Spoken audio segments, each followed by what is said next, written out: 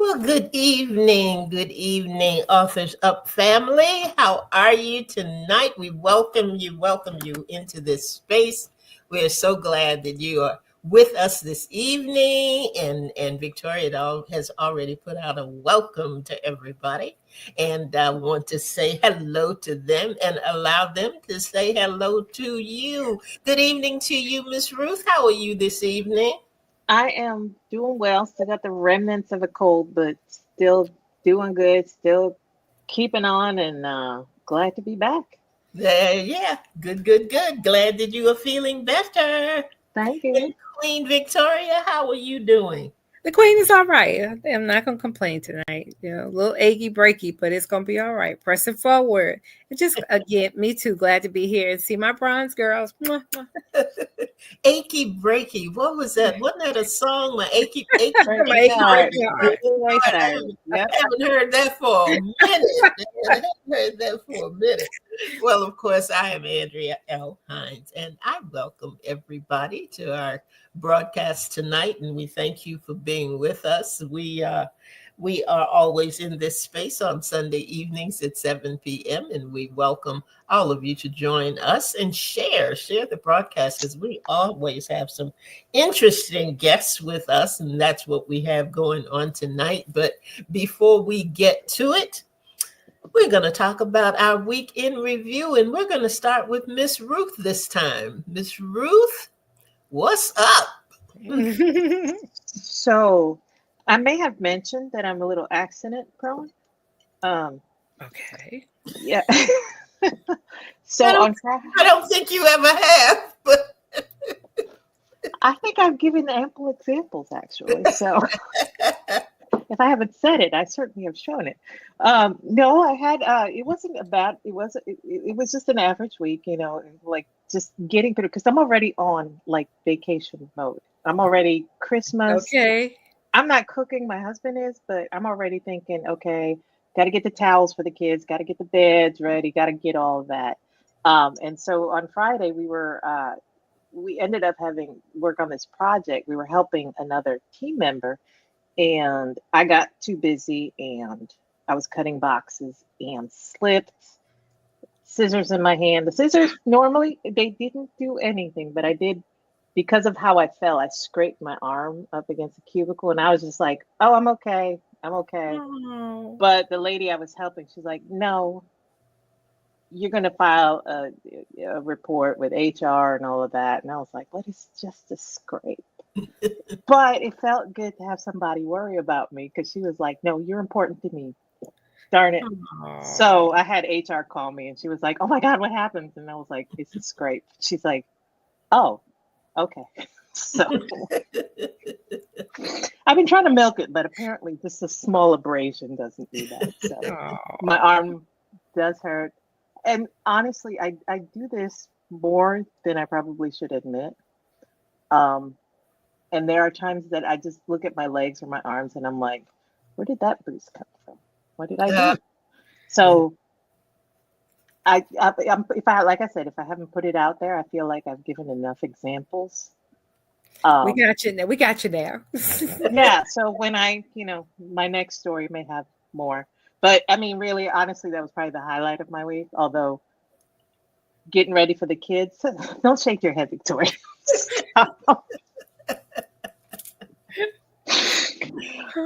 It got me a little sympathy at work. How about that? How about that? You That's need good. Sometimes that's all you need. Yep. So That's good. that was my week in review. Oh, all right. How about you, Queen Victoria? Well, What was up in the king in your queendom ooh, last week? the queen tide this week. This week right here. We hope you feel better though, Ruth. We do. Thank you. I attended my daughter's graduation on Friday. Yay! That was a highlight this week. My middle baby, and I didn't. There's days that I thought it wasn't going to happen, and but it has happened.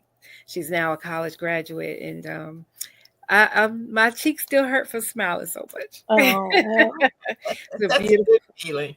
yeah, it was a beautiful occasion, and I just thank God, for where He's brought her, and just proud mommy moment. That's all I can say. I'm just still overwhelmed. It's just amazing, and I'm just grateful, very grateful. mhm. Mhm, mhm.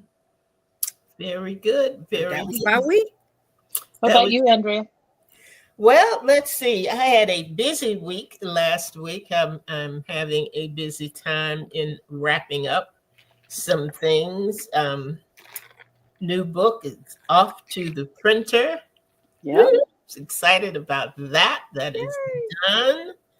Um, I had an event coming up, and in one day I lost my venue and Oh, gained a venue and got my first venue back. And I thought, sometimes it's good just to sit still and just wait till things play out. Oh wow. yep. I was Yep. getting ready to send out a reminder to people.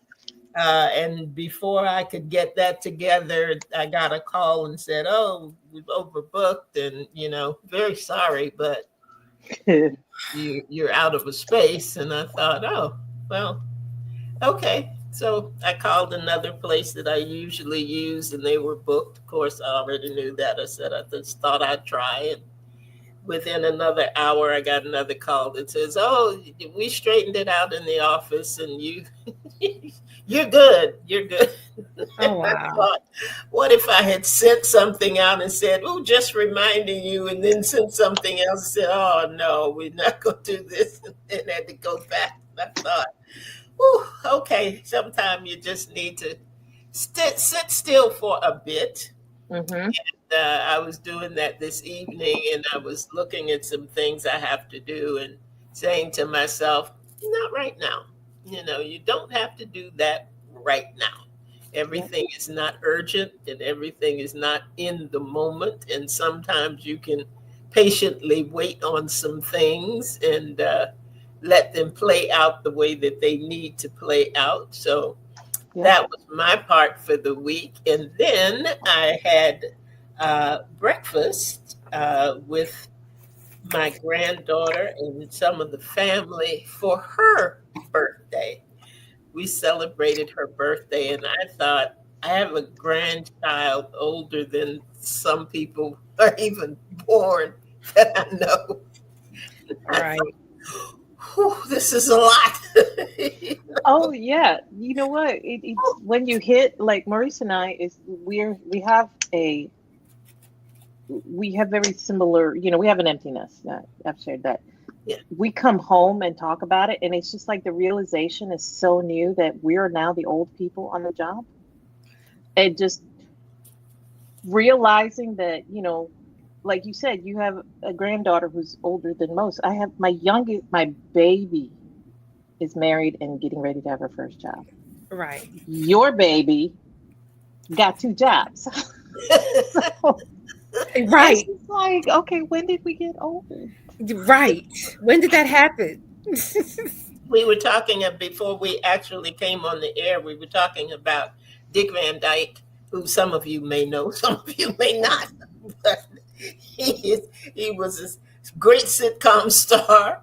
He Yep. he's turning 99, and he was talking about the fact that the interviewer was making a point to saying, "You have a son that's 74 years old." And he said, "Yeah, and I got another one that's 78." And I thought, "Oh my word. Y'all, How do I remember this man? He's 90 Right. years old, Dick but Van Dyke. high and he's enjoying life, and that's the way I want to be when I grow up. Yes. Still Yes. enjoying life and still having a wonderful time. And good evening to you, Linda Cookson. Good evening to you, Nikayetta, New York. Thank you so much for joining us tonight and for being with us. We have a very, very special guest tonight. Good evening, Angie Cooks in South Carolina. Thank you for being with us this evening. Um, Sometimes when we have the opportunity to interview, chat with, discuss with, or just have a good afternoon with somebody, it doesn't always fit within our broadcast schedule. But we are so just blessed that some of these authors will take time for us and we will interview them earlier and then have an opportunity to play that interview for you during our broadcast time. So that's what we're going to do tonight. We had this gentleman come in. He has a book called How to Coach Yourself into a Thriving Resilience at Work. Interesting title, interesting book, and interesting author. And we interviewed him several weeks ago. And tonight we have an opportunity to share that interview and that discussion with you. And usually, we ask for bios and people will send us pages and pages of wonderful things that they have done in their life. And sometimes we're able to tell you all about it. And sometimes we got to pare it down a little bit. But I love it that instead of sending a long bio talking about everything, he simply said that his purpose in life is to aspire to inspire before he expires. I don't know about you, but if I can get that done, it's going to be all right with me. Right. So we are now going to bring you our time that we spent with an amazing author, Simon Bailey.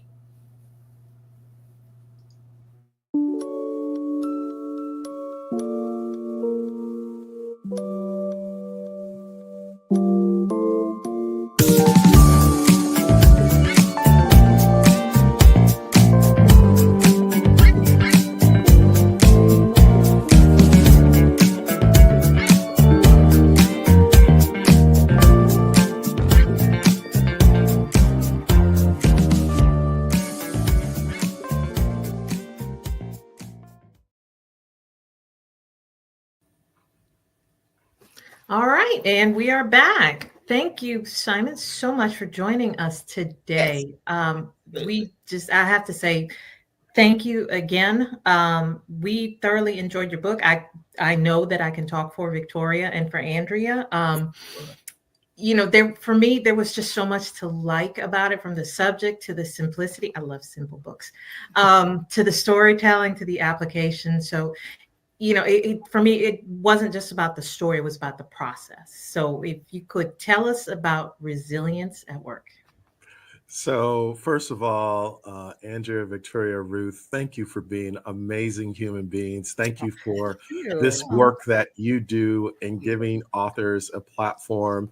I know I probably speak for all authors who have been here. Thank you for having the idea and coming together, because you believe in us and you are the wind beneath our wings. So thank you. Thank you. Thank you. Oh, wait a minute. I need a tissue already. Check's in the mail, Simon. The check is in the mail. If I was in the churches, it's time to sow a seed, all right? That's right. My drop. That's the play. Yes. So the process behind resilience is what I realized in my own journey. I had been diagnosed with prostate cancer, had went through a divorce after being married for 25 years because my then wife said, you give everybody the best of you, but you give us the rest of you. And I don't want the leftovers anymore. And I realized I had built a house but lost a home. I was chasing money but had no meaning. And I was pursuing power but had no purpose. And what really came to head when I was truly not operating in resilience is when my daughter came into my office one day and I said she wanted to talk, but I was emotionally unavailable. And what I really began to recognize is that resilience is this ability to be self aware where you are and bounce back better instead of bitter. So my attorney suggested that I go and see a counselor. And no guy wants to go and talk to a counselor or a therapist named Anita that's been practicing for 40 years. And she said to me, whatever you don't deal with will eventually deal with you. And what I recognize, resilience is this ability to take feedback and to say, how do I grow instead of being stuck? So that was kind of like the impetus behind this whole journey of writing the book. Wow. Right. Okay. So I was going to ask, are your topics born from your speaking and what you do, or did it choose you? And it sounds like it chose you. It chose me for Okay. sure. Well, I mean, I think we are better for it. Honestly, having gone through the book, having, even where I'm at today, it reinforced some of the things that I needed. Talking about that. So, and for me, the most interesting part was how you told the story, that you started off with surfing and people who surfers, for lack of a better, and for me, it's just like, okay, that's not a common metaphor when it comes to resilience. You don't see that often. You have a certain picture in your head of who surfers are, but yet that's what you chose to use. I did. I was in Solana Beach with my children, and I saw some surfers coming to the beach that day, and no, I wasn't on the beach to work on my tan, but I saw them.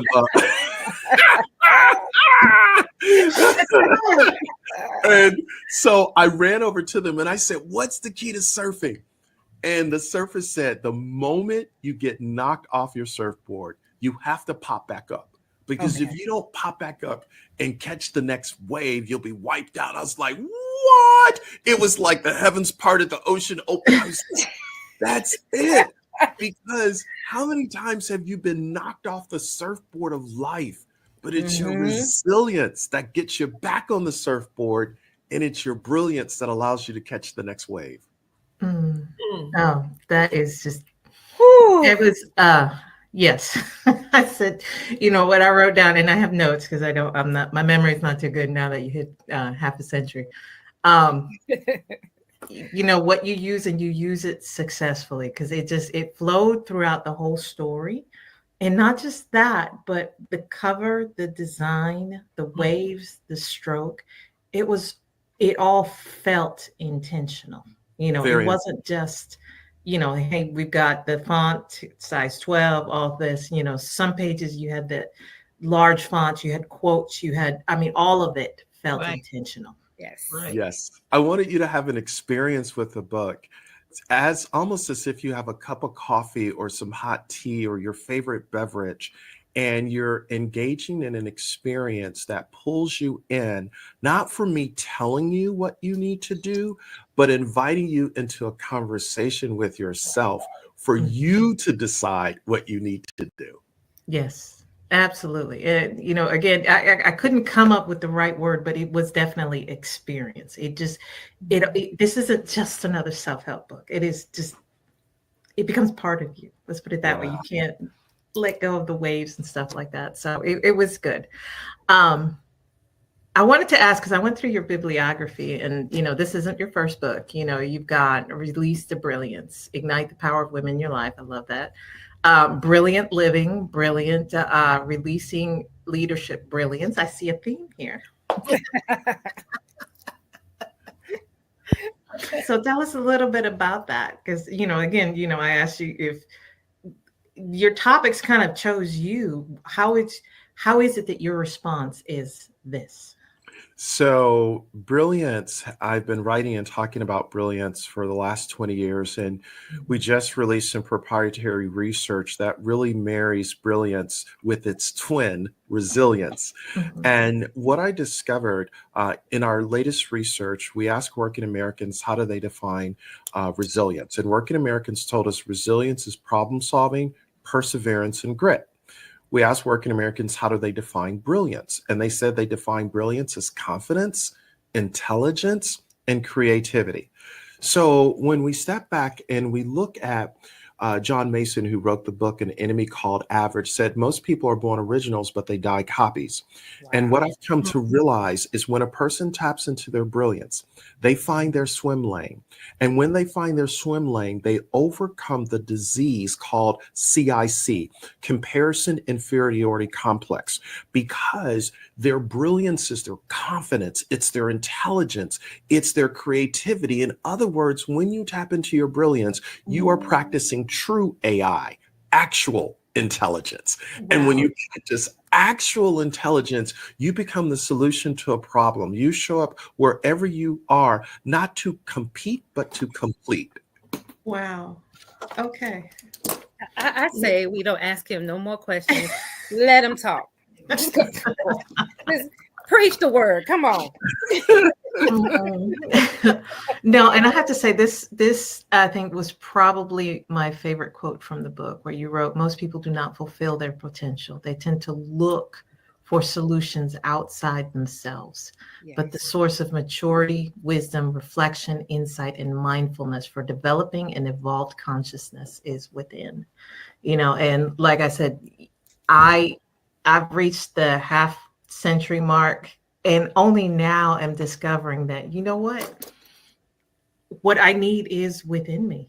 I'm tired of trying to be like someone else. I want to be like me. Amen. you Amen. know It's interesting you say that, Ruth. Real living, and I don't just say this because I've reached the half century mark as well, but what I've discovered in the work that I do and the people helping business, real life starts after 50.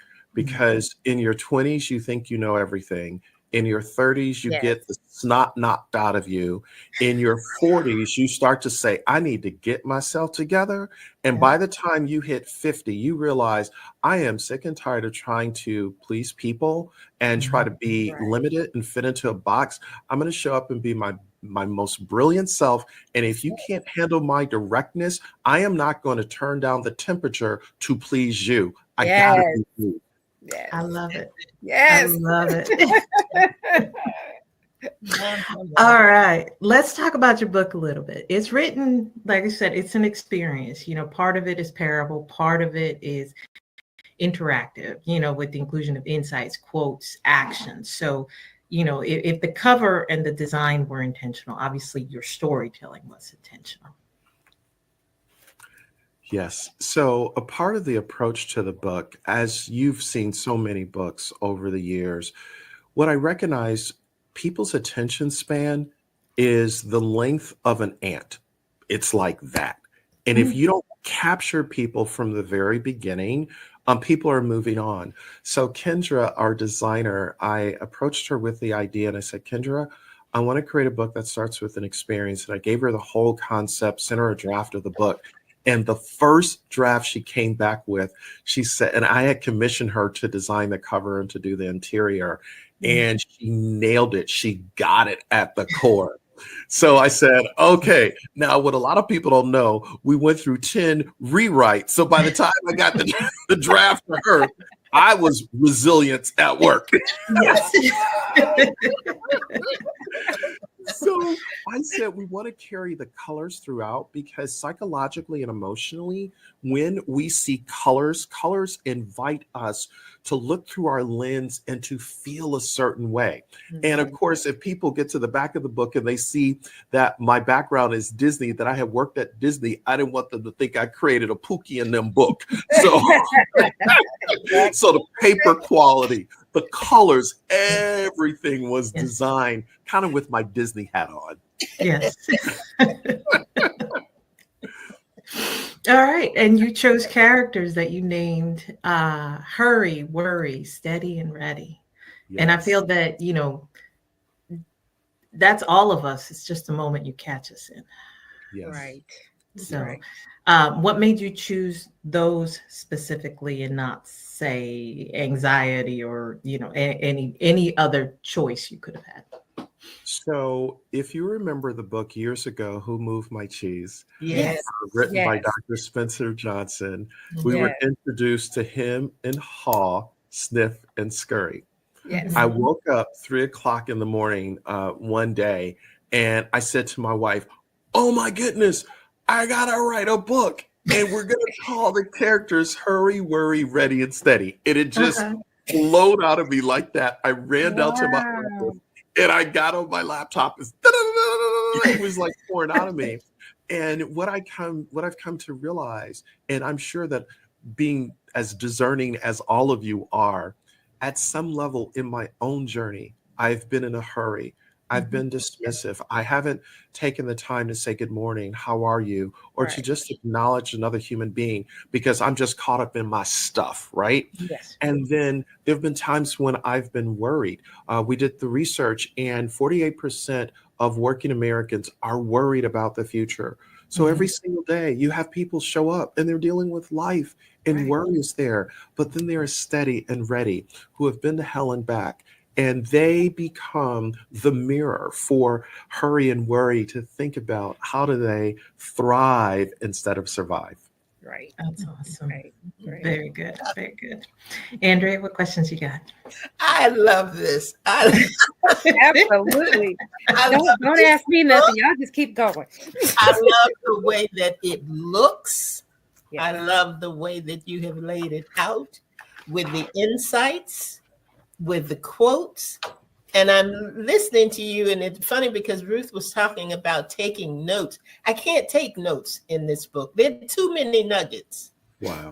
They're just too many of. I'm sitting here now listening resilience and brilliance and power without purpose and just bitter and better. I write poetry. I have a poem entitled "Better Not Bitter." I have another writing called "The Comparison Trap," and I'm thinking, man, this man is like in my head. So many things that you are touching on enter into that space that we call life in. The Mm. kids always say life be life in, Yeah. and that's what this is. It is a breakdown of how life is life in.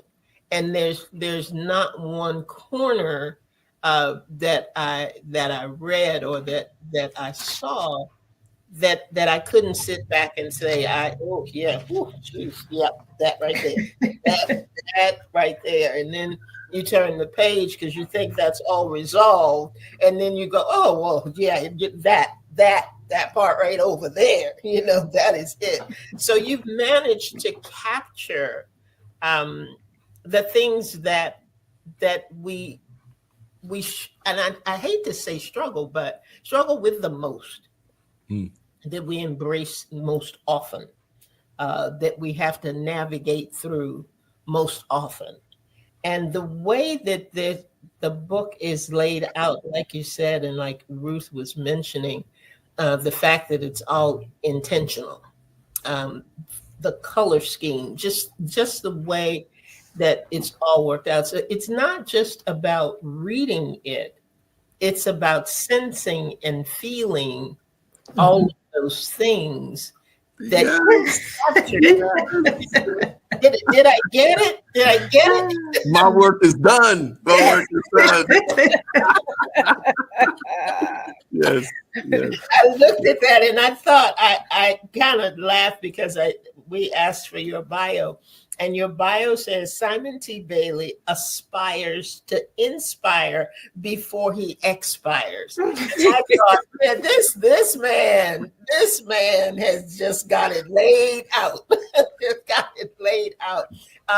Explicit, simple, to the point, powerful, purposeful. I think we can just take all of those words and tell you that that truly is what you've created with this Yes. book. I think it is. I think it is amazing. It was a joyful read. It was not just a read that gave me some information or that let me know that I wasn't out here by myself. And, I wasn't totally off my rocker with the things that we think and feel sometimes, because you can't get that way when life is life.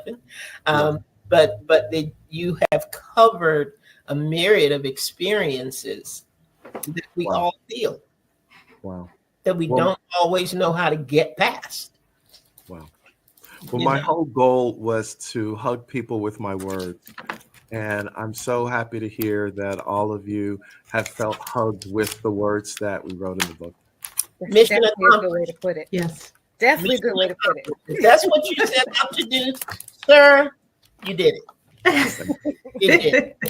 And I really, that, while the concept of hurry and worry may have, and Steady and the other character, Right. while that may have come to you in an instant, in a flash, when you're saying there were 10 rewrites, that shows me the intentionality of understanding that in order for this to have the impact you wanted it to have, it had to be a certain way and not just through the words. Yes. And a testimony to the fact that you can do a powerful piece of work without it looking like War and Peace.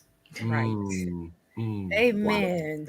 Amen. It doesn't have to be 100,000 pages and words and all of that. You've just done an amazing job. And I know there is something that Victoria wants to say, because she says these 3 words all the time.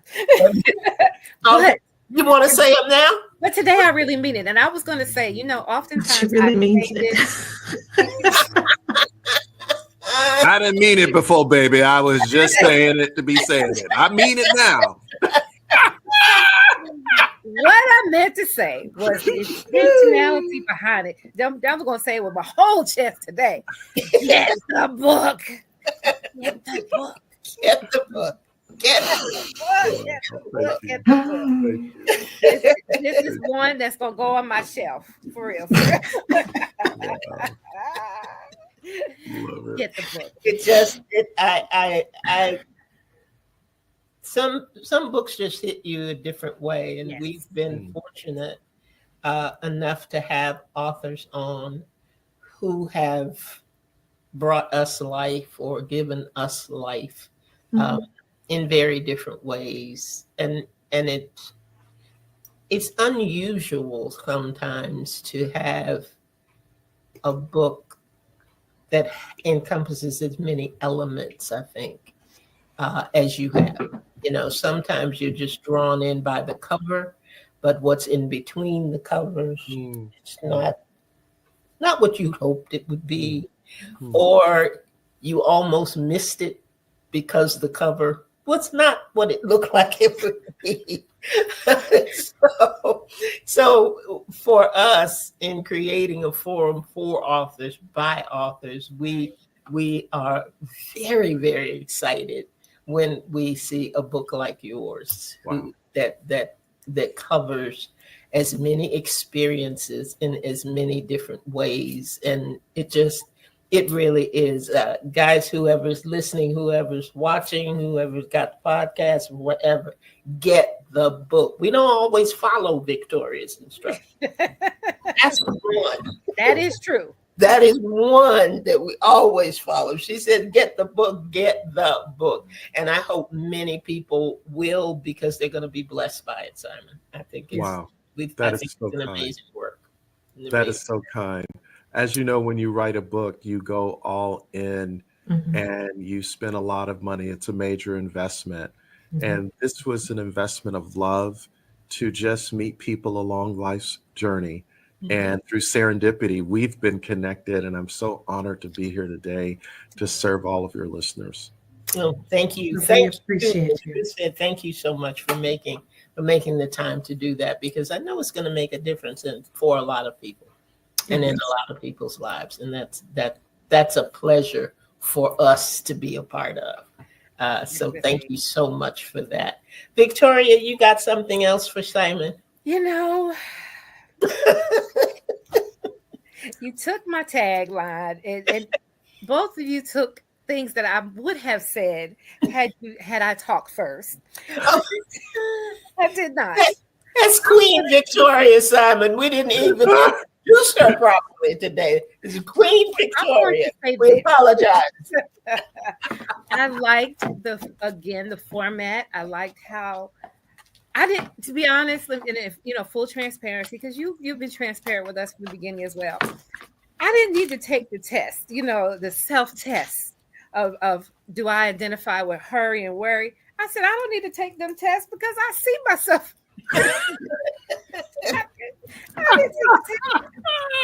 And I find I think I'm ready and steady too. You didn't have any tests for those two. And I think that is my question though. With the book being as complete as we think it is, and with you having 10 revisions, is there a part 2? Is there another book in the works similar to this one? Yeah, there's another book that I'm already working on that because after I wrote this one, I got hit with another one that just absolutely floored me because it's what I really believe the world needs right now. Wow. And so I'm in the process of writing that book right now. Awesome. We can't get a little peek about that one. I noticed you just stopped right there. Yeah. I'll give you just a little snippet. So some of the research out, and I would encourage everyone to read an article written by David Brooks, an op-ed article in the New York Times in October 2022. And the article was entitled "The Rising Tide of Global Sadness." And what he says in the article is if you went back 50 years ago and looked at all of the major headlines, what for the most part were positive in nature. 50 years later, headlines from all over the world, negative. If you went back 50 years ago and looked at all of the top pop songs that were out, R&B, soul songs that were out, love, happiness, joy. 50 years later, you look at the top pop songs, sadness. And so his central theme in the article is the emotional health of the world is shattering little by little because some people are doing worse off now than they were before. And I looked at that and I said, you know what? No matter where we show up in life, if we are going into a public place and there's a door to open, what would it be like to open the door for the person coming in behind us? Wow. To say good morning, good afternoon to people that are within 5 feet of us, because everybody is dealing with something. Yes. So how do we get back to understanding how to be a human being instead of a human doing? And it's that human being where I see you, Ruth. I see you, Victoria. I see you, Andrea. And the pigmentation of our skin might be different, but you're a human being, and I need you, and you need me. Even if it's just for a moment, for you to say, "How are you? How can I serve you? You look nice today. Don't tear me down. Hug me with your words." Wow. I love it. Get that one done real soon. Yes. Tomorrow. I'm saying it in a funny way, but the state of where we are right now, and right at the the edge of this election, and just I thought the other day, we were talking about it. As a matter of fact, right before we came on, I can't take another text. I don't want another text. I just can't. Another email, another phone call. No more emails, no more phone calls, none of that. And I much rather spend my time being a human being. So if you've got something that's gonna help that too, Pass the Okay. collection plate, Queen Victoria. Come on, let's go. Yeah. Let's go, 'cause I'm tired. And it's at this point, regardless who wins, the world is shifting a little bit, and we all Yeah. need that reminder of positivity, of love, of acceptance. We need that right now. So I agree with Andrea on that one. Well, we know that if we go on Amazon, wherever books are sold, we're going to see Simon T. Bailey's name somewhere pop up in some search engine. We're going to find you. But if our listeners and our viewers would like to reach out to you to hear more words of wisdom, because I tell you, I could listen to you another 30 minutes and just be quiet. Oh, wow. Because you I are love that. Hug us intelligent. with your words. I love that. Yes, you are intelligent. You do your research and you're talking from knowledge. And I love that. I love to just sit at your feet and Wow. listen to you talk. So I thank you for being. But if someone wants to get in touch with you or have some questions, where can they find you? Yes, they can go to simontbailey.com. T for terrific, simontbailey.com. Yes, that's it. You know, I had to slip it in there. Boom.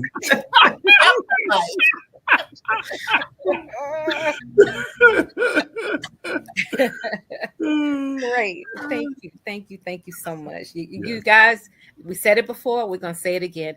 Get the book. This book will absolutely change your life. Wow, so kind. Thank you. Wonderful.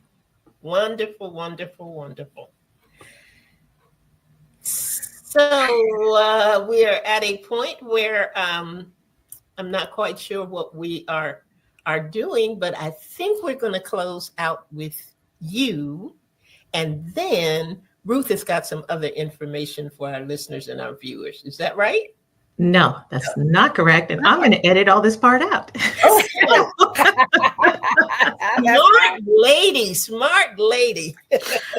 No, Simon, we do want to ask if there's anything you want to leave with our listeners. Wherever you are right now, just remember that you are seen, you're valued, you are understood. In the words of one of my favorite movies, you is love, you is kind, and you's important. I love it.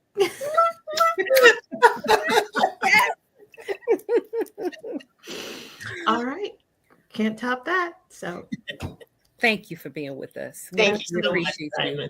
And I think I speak for all the ladies. Will you come back? Yes, absolutely. Absolutely. It's 30 minutes is not long enough.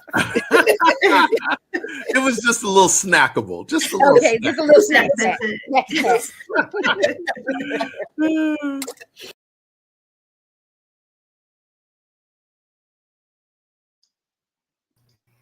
Yeah, that was a good interview.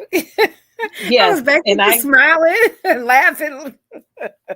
I want to say I spent like an hour yesterday editing that out, and then I grabbed the wrong file when I got ready. So Then I it love was it, meant to though. show. I think It was meant to fit, show. yes, I think it worked out perfectly. So because I think it fit in with everything else, and you know what? We got lots of bloopers on this show. You just got to see one of them for sure. That's okay. And when I think it went right in with what Mr. Bailey was talking about, being your authentic self. So that was authentically us. Yep. Well, But I wanted to go ahead, Ruth. No, I was just gonna say I was gonna share what you were alluding to, but finish your thought first, and then I will close with that. No. Go ahead. You sure? Yeah. Okay. I was gonna say, we love having you guys on. We love that you guys tune in. Follow us on social media: Facebook, Instagram, YouTube. Search for Authors Up Show. Catch us on replay on Facebook at Saturday at 7 p.m. The show will be uploaded on YouTube and podcast midweek. Email us at authorsup@gmail.com with the questions if you're interested in becoming a guest. That's it. You always do that so fluidly. I got it down to a science. So Yeah, you do. And I Yeah. just want to echo the fact that we are very, very happy for everyone who joins us, whether you are Mhm. listening and whether you are viewing. And thank you for being with us, Samuel Livingstone. I think I saw that name pop up. We're glad to have you always. Simon Bailey's book was just chock full of Yeah. little nuggets and Yeah. one-liners and things to remember. But I was always I did want to mention this about him, that he's got lots of years of experience with personal development, and part of that was spent with being sales director of our friend Walt Disney down there, of the Disney Institute. Yeah. And when we think of our guests, we're so blessed, because it he told us in the there's a snippet, and it is a part of the book, when he says that there's three of the courses that he and his team have developed have served 250,000 students in Mhm. more than 100 companies. Wow. Yeah. Wow. So sometimes we have to just really take that gratitude to another level, that we are having the ability to meet and to bring to you people who have just worldwide and global impact, with the things that they have written. And I wanted to be sure to mention that tonight. He's a great person, He and was so Mhm. down to earth to too. talk to. Yeah, yeah, really a nice man. And can't wait to have him back again and see what else he's got for us. I know it will be, as his one of his favorite words happens to be, brilliant. I'm sure Exactly. it will be brilliant. And that's all we have for tonight. Victoria, did you have anything else that you wanted to share? No, I Closing? love y'all as always, and as we say, this is the best place to be on Sunday night, and tonight's show proved once again that is very true. I love you guys. Absolutely. Indeed, indeed. So get the book. That's what Queen Victoria said. Be obedient, get the book. You'll be glad. Yeah, that is for sure. And that is it for us for tonight. Thank you so much for joining us here at Authors Up. And like we always say, I hope you'll put us on your calendar. And I hope that this will become your favorite place to be on Sunday evenings, like it has become ours. So that is it for us for tonight. Come on back next week. Got something special planned. I tell you what, you don't want to miss these last two shows of the year. Is that right? We only have two more shows in That's 2024. it. It's out of That's here. it. We will be Yep. going into a brand new year. So you don't want Wow. to miss these last two shows. Share it with a friend, with a neighbor, with someone you like, and somebody that you would want to see inspired and encouraged. Yes, And you'll be indeed. glad that you did. That is it. That is it. See you next week, hopefully. Good night, ladies, because Good Good night. night. you never know what's going to happen on Authors Up. So you got to come back. That's all I can tell you. You got to come Yep. back. Have a good evening and a great week, everybody. See you next Sunday. All right. Good night.